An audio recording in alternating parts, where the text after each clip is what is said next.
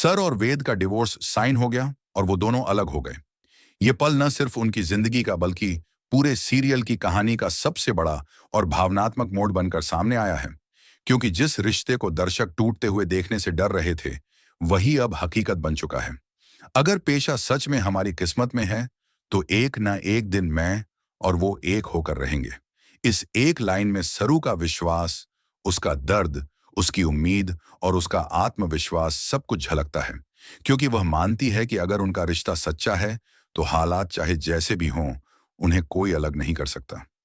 तो एक के बाद एक जीत होगी तुम्हारी आने का, क्योंकि तुम्हारी नानी खेलने वाली है एक बहुत बड़ा खेल, सरू की तबाही का। ये चेतावनी साफ इशारा करती है कि आने वाले एपिसोड्स में साजिशों का जाल और भी गहरा होने वाला है, जहां रिश्तों से ज्यादा अहम बन जाएगा बदला और स्वार्थ।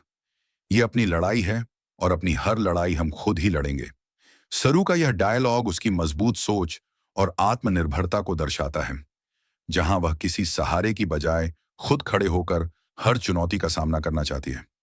सीरियल सरू में आ गया है बहुत ही धमाकेदार ट्विस्ट, जहां पर अब जो सरू है वो सच का पता लगाने वाली है और यहां पर अपने बाबा साहब का सच खुद ही सामने लाने वाली है।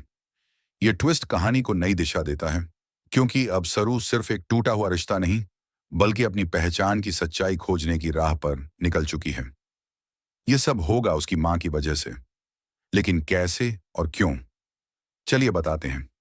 लेकिन हाँ, अगर अभी तक आपने हमारे चैनल को सब्सक्राइब नहीं किया है, तो जल्दी से कर लीजिए, जहां आप आने वाले ट्विस्ट में देखने वाले हैं कि असल में होता कुछ ऐसा है कि जो सरू की मां है वो खरेश से पहुंच चुकी है मुंबई।